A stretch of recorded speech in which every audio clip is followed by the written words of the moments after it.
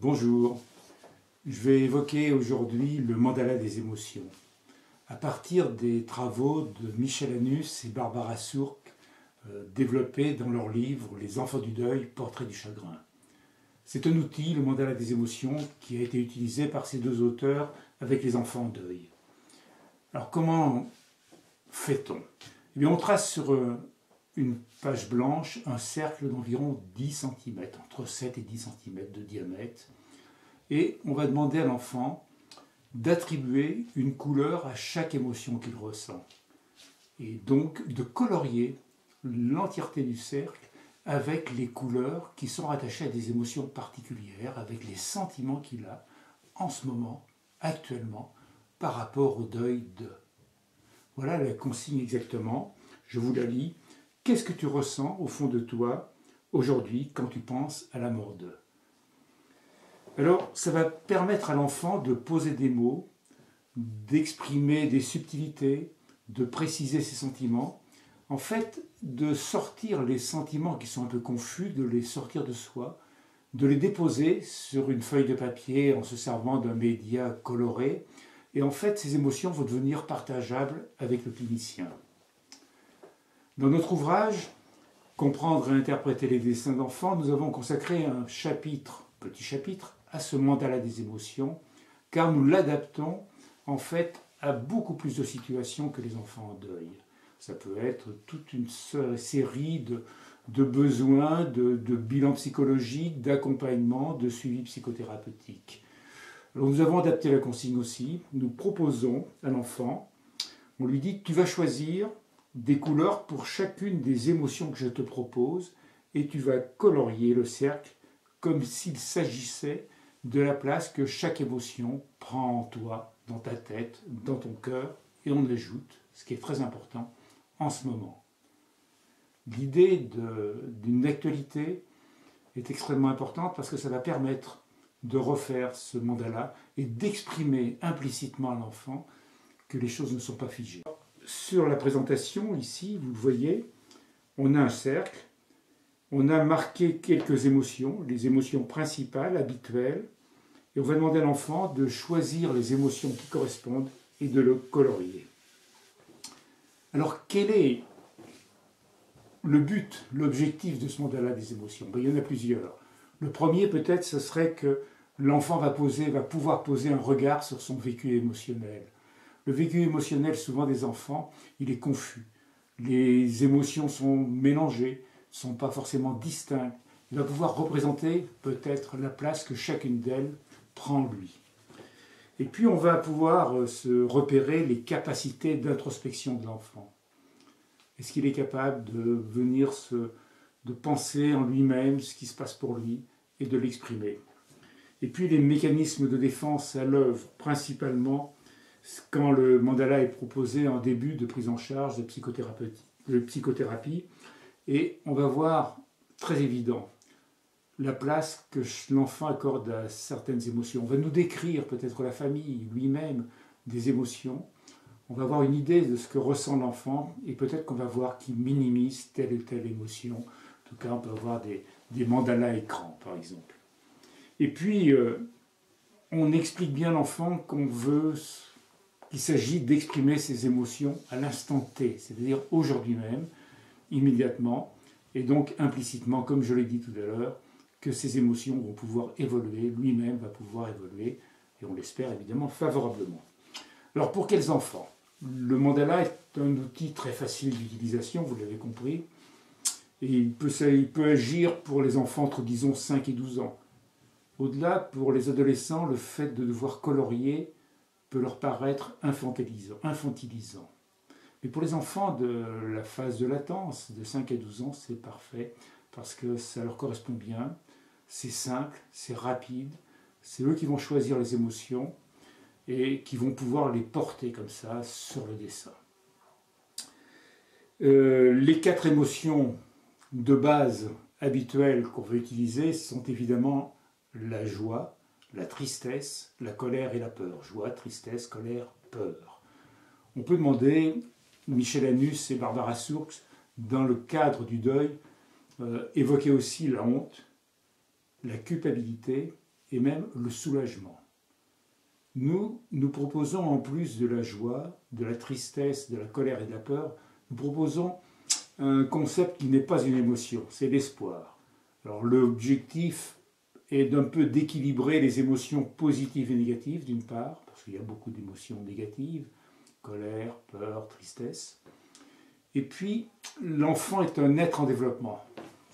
Donc on pense que grâce à ce concept d'espoir qu'on met avec les émotions, il va pouvoir exprimer l'espérance de son avenir, de ce qui va être bien pour lui, comment il voit les choses qui vont arriver. On va s'intéresser évidemment aux couleurs choisies par l'enfant et à la place qu'il accorde à chaque émotion. Comme je vous le disais, on verra bien à ce moment-là si les mécanismes de défense sont à l'œuvre d'une manière massive ou plus discrète. Alors les couleurs, habituellement, dans notre culture, les couleurs lumineuses seront le plus souvent associées aux émotions positives. Pour nous, ça peut être joie et espoir. Donc ça peut être le jaune, l'orange, le vert qui est souvent associé à l'espoir, voire le mauve.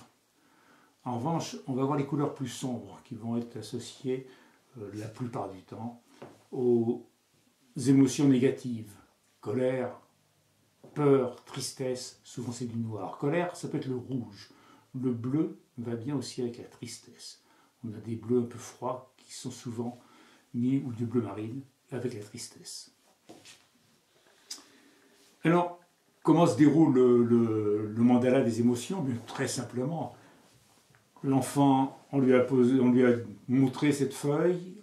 Ensemble, il a mis les couleurs qu'il souhaitait, par exemple le rouge à côté de la colère, le noir à côté de la tristesse, peut-être le vert avec l'espérance, le jaune ou l'orange avec la joie, par exemple. Et puis, qu'est-ce que j'ai oublié? La peur, par exemple, ça peut être un mauve, un marron, ou du noir, encore une fois, ou du gris aussi. Et à partir de là, il va donc commencer le plus souvent, c'est ce qu'on va observer, il va commencer par l'émotion qu'il souhaite mettre en avant, ou l'émotion qui prend le plus de place en lui.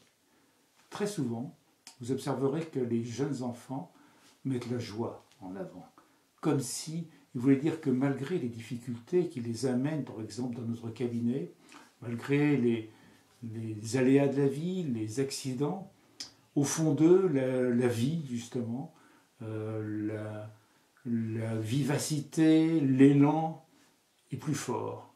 Et que malgré tout, ils vont nous exprimer comme ça, qu'ils ne sont pas forcément tristes, déprimés, mais qu'ils ont au fond d'eux un fond de joie, même s'ils ont besoin qu'on les aide. La deuxième étape, on verra ce qu'on pourrait appeler une négociation intérieure. Après nous avoir mis en avant la joie pour nous dire, malgré les difficultés, malgré le fait que je vienne vous voir, malgré que je sois suivi par un psychologue, j'ai au fond de moi beaucoup d'espoir et de la joie. Et puis après, dans une négociation en deuxième temps, les enfants vont peut-être nous dire, mais vous savez, j'ai aussi de la colère, ils vont l'exprimer. Puis de la tristesse peut-être. Et donc c'est assez intéressant de voir que toutes ces émotions vont prendre une place petit à petit dans le mandala. On regarde tout de suite son mandala. Mila est une petite fille de 10 ans très intelligente. Le psychologue a effectué avec elle un bilan psychologique et elle nous a montré des capacités vraiment très élevées.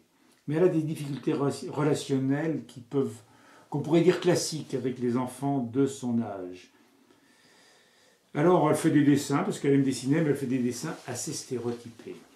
En bonne élève, elle fait le mandala, elle le réalise de gauche à droite. On voit qu'elle produit une espèce de boule orange de joie, certainement identifiée à son moi, et qui sont comme attaquées, cette boule orange de joie est comme attaquée par des émotions plus hostiles, elles qui sont plus morcelées, comme si elle les percevait peut-être de manière pulsionnelle. D'une manière pulsionnelle, oui, comme si elles étaient de manière pulsionnelle, presque étrangères à elle. Malgré le fait qu'elle place tout l'ensemble, on l'a vu dans le cercle, et le cercle, c'est le cercle de l'intériorité. Elle a deux sources de peur. Les phobies, sang et araignées, et aussi l'occasion de quelques cauchemars. D'ailleurs, aussi quelques cauchemars. C'est d'ailleurs l'occasion pour elle d'en raconter un. Elle évoque de la colère contre ses petites sœurs et puis contre elle-même. Elle a de la colère contre elle-même parce qu'elle se sent mal à l'aise le matin pour aller à l'école et ça lui pèse. Sa tristesse, qui est bien présente, est associée au départ de sa meilleure amie pour une autre ville. Cette pensée-là l'affecte. Elle ne peut pas proposer une autre idée pour la tristesse alors qu'il y a une deuxième bande grise qu'elle a dessinée. Et puis elle garde le rose pour l'espoir, pour en bas à droite, c'est-à-dire pour un futur qu'elle espère proche, rempli de nouvelles amies. Et quel est ce futur pour cet enfant de 10 ans scolarisé en CM2? Bien, c'est le collège. Et puis on peut penser aussi que ce futur pour elle, pour cette jeune fille, c'est peut-être une identification de plus en plus vive à la jeune fille qu'elle sent devenir en elle. Alors ce mandala a été extrêmement intéressant avec cette jeune fille parce qu'il lui a permis de donner, de montrer ses émotions, d'elle-même de les penser. Et puis c'était un vrai support pour un entretien approfondi avec le psychologue au sujet justement des inquiétudes, des peurs. Un autre intérêt avec cet enfant, c'était qu'il a été fait en milieu de suivi, mais nous l'avons vu plus tard, et c'était comme un étalon. Quand on a ressorti le mandala, qu'elle en a fait un deuxième, on a pu voir des évolutions et qui lui ont permis de penser qu'elle n'avait peut-être plus besoin de continuer les séances. Quel est l'intérêt du mandala? Il y a plusieurs intérêts. Le premier, peut-être, c'est que l'enfant va verbaliser et expliciter ce qu'il a colorié, c'est-à-dire le ressenti de ses émotions. Il va mettre des mots. Et puis, il y a un autre intérêt important, c'est que ça permet à l'enfant de s'autoriser les émotions. Dans la prise en charge, il va pouvoir penser que les émotions n'ont pas de valeur morale. Ce n'est ni bien ni mal d'être en colère, ce n'est ni bien ni mal d'avoir peur, ce n'est ni bien ni mal d'être en joie, ce n'est ni bien ni mal d'être triste.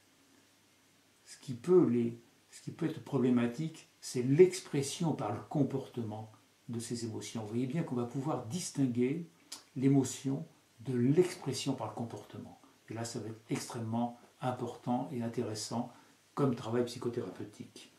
Et puis, vous voyez, par ce travail psychothérapeutique, on peut dire que cette épreuve possède en elle-même une valeur intrinsèque de psychothérapie.